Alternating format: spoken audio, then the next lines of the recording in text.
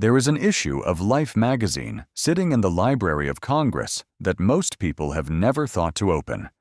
It was published in 1946. It is not hard to find. It has been digitized. The photographs are sharp. The captions are precise. The names of the workers, the names of the plantations, the names of the companies that owned them. They are all there, printed in black and white, in a magazine that 13 million Americans read the year it came out. I found it because I was looking for something else entirely. I was tracing the political records around Hawaiian statehood in 1959, trying to understand why it had taken so long and who specifically had been slowing it down. But the further I went into those records, the more I kept being pulled backward. Back to 1946. Back to a story that had already been told, loudly and with photographs, in the most widely read magazine in America, and had apparently changed almost nothing for 44 years. That is the question I cannot stop returning to. Not what Life magazine exposed. What happened after? To understand what was exposed, you have to understand what Hawaii actually was in 1946. It was not a state. It was a territory. And that distinction mattered enormously for the people who lived and worked there, because it meant the legal protections that applied to American workers on the mainland did not apply to them in the same way. Hawaii in 1946 was controlled, in a manner that had no real equivalent anywhere else in American territory, by 5 companies. They were called the Big Five: Castle and Cook, Alexander and Baldwin, C. Brewer and Company, American Factors, Theo H. Davies. Between them, these 5 companies controlled 96% of Hawaii's agricultural land. They owned the banks that workers borrowed from. They owned the stores that workers bought from. They owned the housing that workers lived in. They owned the newspapers that workers read. And they had, for decades, maintained a relationship with the territorial government so close and so complete that the distinction between corporate interest and public policy had effectively ceased to exist. The workers on these plantations were Japanese, Filipino, Portuguese, native Hawaiian. They had come, or their parents had come, under labor contracts that promised wages and housing and a future. What they found was a system engineered to make leaving nearly impossible. You lived in company housing. You bought from the company store. Your debt accumulated there. Your children grew up inside the same geography of obligation, inheriting not just the work, but the conditions that made the work inescapable. And if you organized, if you tried to build any collective alternative to that arrangement, you were fired and evicted simultaneously, because the job and the house were the same thing. Life magazine sent photographers to document this in 1946. The photographs ran. 13 million people saw them. Congress took notice. Editorials were written. There was, briefly, the kind of sustained national attention directed at these conditions that should, by any reasonable measure, have produced change. The same year the photographs ran, the International Longshoremen's and Warehousemen's Union organized what became the largest labor action in Hawaiian history.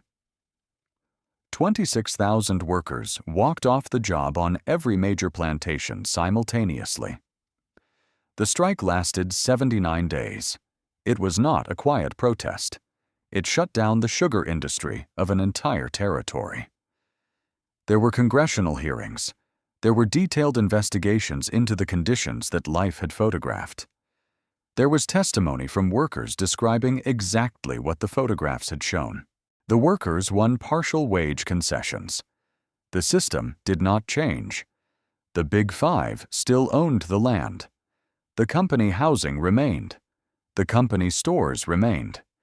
The territorial government remained in the hands of men whose political careers depended on the continued goodwill of the same 5 companies.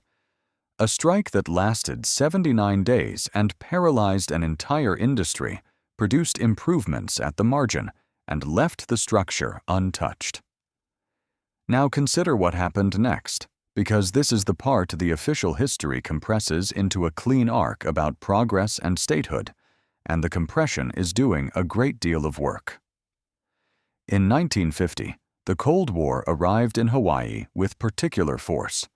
The same union leaders who had organized the 1946 strike were now being described, in congressional hearings and in newspapers, as communists. Jack Hall, the ILWU's regional director, the man who had coordinated the walkout of 26,000 workers, was arrested in 1951 under the Smith Act. The charge was not that he had committed violence or sabotage. The charge was that he had been a member of the Communist Party. In the America of 1951, that charge did not require additional evidence to be effective. It required only repetition, in enough public forums, by enough official voices, until the label stuck, and the man behind it became radioactive to anyone who might otherwise have supported his work. The Big Five companies had not coordinated this.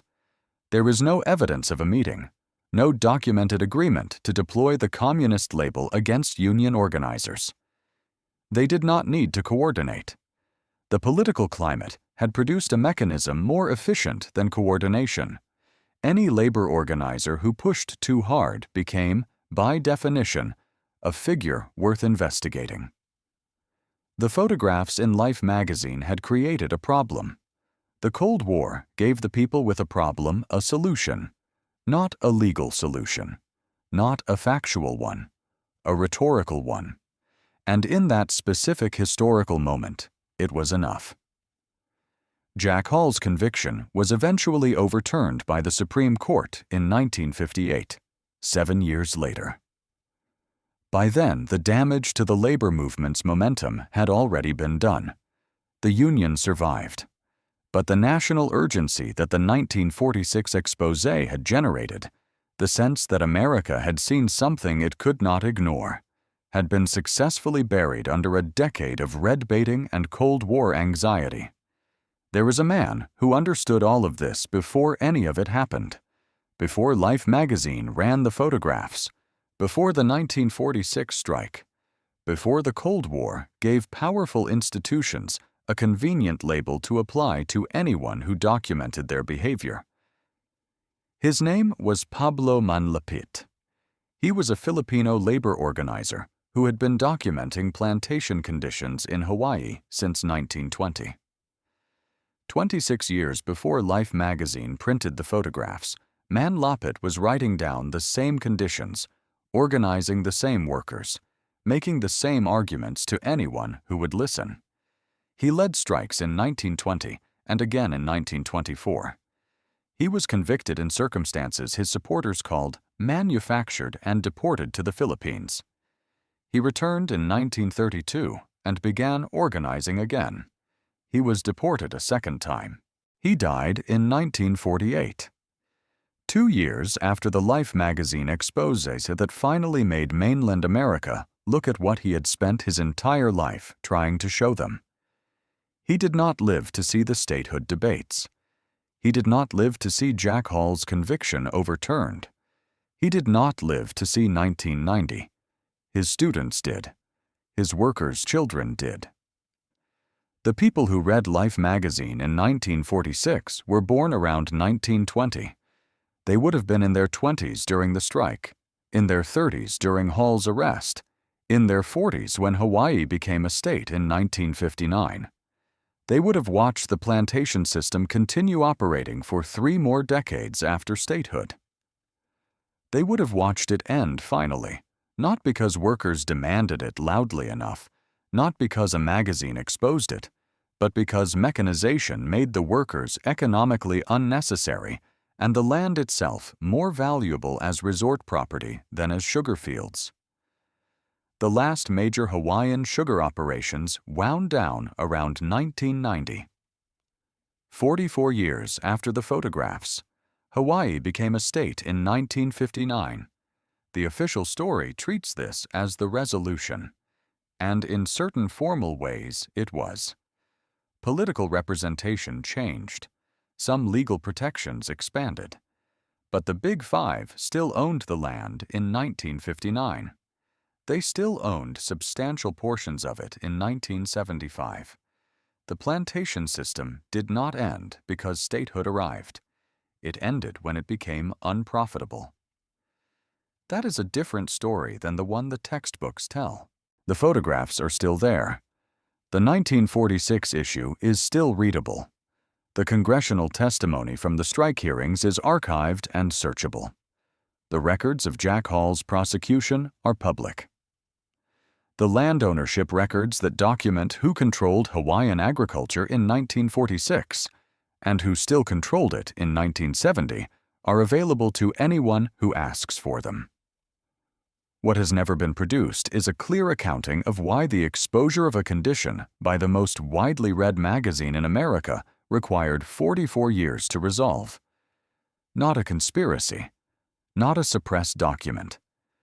Just the ordinary, patient work of a political and economic system that had more institutional tools for absorbing criticism than its critics had for sustaining pressure across decades. Man Lapid's name does not appear in most standard histories of Hawaiian statehood. Jack Hall appears as a footnote about Cold War labor politics. The Big Five are mentioned as colorful historical context, a detail about old Hawaii before modernity arrived and cleaned everything up. The archive is open. The issue is still readable. And somewhere in the gap between 1946 and 1990, between the photograph and the outcome, is the actual history of how power responds when it is exposed and has the institutional capacity to wait. It waited 44 years. The photographs did not change that. What diminished was not the evidence. What diminished was our memory of what the evidence had shown.